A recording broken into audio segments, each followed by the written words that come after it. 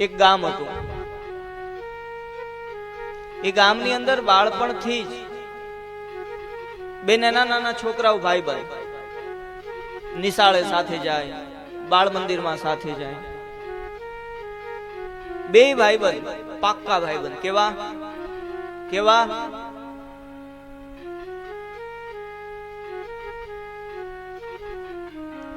ધીમે ધીમે બંને મોટા થયા અને બંને નક્કી કર્યું કે આપણે મોટા થઈ અને કામ પણ સાથે કરવું છે.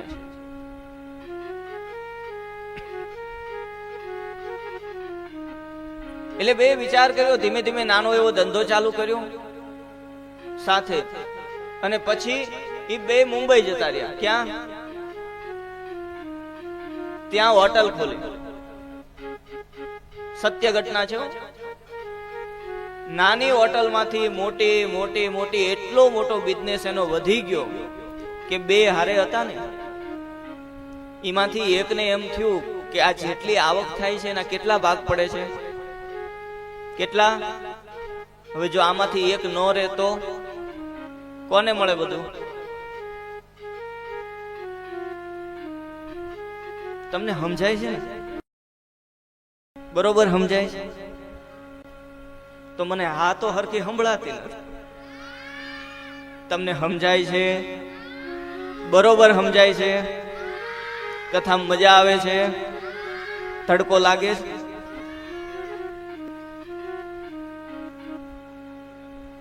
બે ભાઈબંધ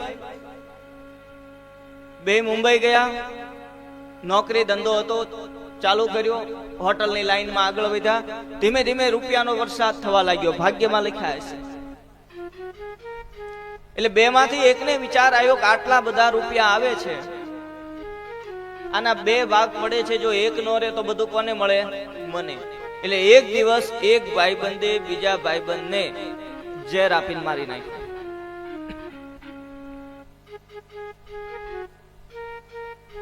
ખૂબ સંપત્તિ વધવા લાગી અને એ વ્યક્તિ બહુ રૂપિયા કમાણો પાછો ગામડે આવતો રહ્યો. ગામડે કઈ હતું નહીં, પણ મુંબઈ થી કમાઈને આવ્યો ને, મકાન બનાયા, ખેતીવાડીની જમીન ખરીદી, ત્યાં એના લગ્ન થયા, ધામધૂમથી લગ્ન કર્યા. આખું ગામ જોતું રહ્યું. એવા ભવ્ય લગ્ન થયા. ધીમે ધીમે ધીમે ધીમે કરતા એને તો એમ થઈ ગયું કે ભગવાનની કૃપા વધતી જ ગઈ, વધતી જ ગઈ. બધા સુખના સમાચાર.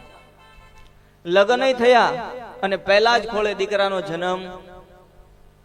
દીકરો મોટો, કયાગરો, બધું કીધું માને. ભણવામાં બહુ હોશિયાર થયો.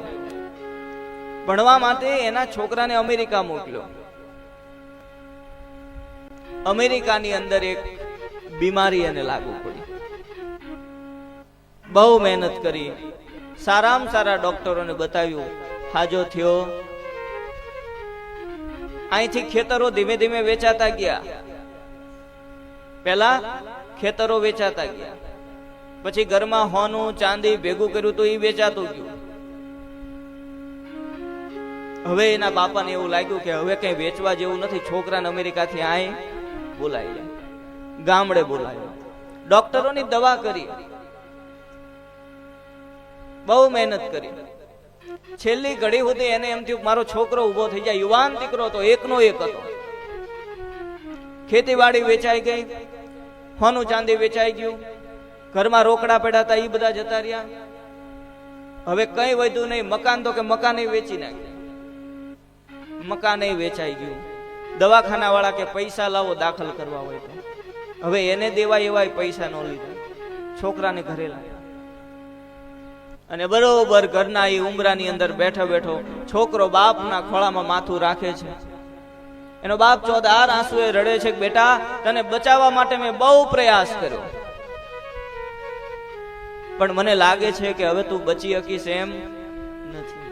અને ખોળામાં માથું રાખીને છોકરો હૂતો હતો ને, હુતા હુતા હસવા લાગ્યો અને હસીને જવાબ આપે છે, કેમ ભાઈબંધ, ઓળખાણ પડી?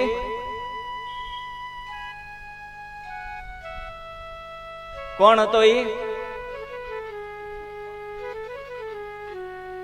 યાદ રાખજો, આપણું જ કર્મ આપણને ફરતું ફરતું ફરતું મળવા આવે. જેને એને મારી નાખ્યો તો એ જેના ઘરે દીકરો થઈને આવ્યો હતો, એ બધું ગયું હતું, એ ગયું ને પોતાનું હતું એ ગયું. આ કર્મનો સિદ્ધાંત છે. શાસ્ત્ર તો એમ કે છે, કેવું કે છે, બરોબર સાંભળજો, કે 1000 ગાયોનું ધણ હોય.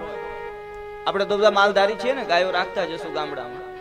1000 ગાયોનું ધણ સામે ઉભો હોય, આ બાજુ એમાંથી કોઈ પણ એક ગાયની વાછડી લેવાની, આ છેડે મૂકવાની, અને વાછડીને તમારે અહીંથી છોડી દેવાની. એ 1000 ગાયોમાંથી વાછડી એની માને ગોતી લે. એવી જ રીતે અનંત જન્મમાં પૃથ્વી ઉપર ગમે આ જન્મ લઈ, મારું તમારું કર્મ આપણને ગોતી લે. કર્મ ક્યારેય કોઈને છોડતું નથી. આપણે સુખી થઈ છીએ તોય વિચાર કરવાનો કે આપણે સારું કર્યું છે. આપણે દુખી થઈ છીએ તો કોઈને દોષ નહીં દેવાનો.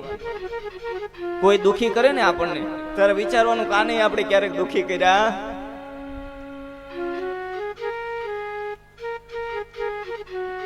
એક ઘરમાં 5 રહેતા હોય, પણ 5 બને ત્યારે સમજવાનું કે આને આપણે ક્યારેક નડ્યા છે. 2 રીત છે.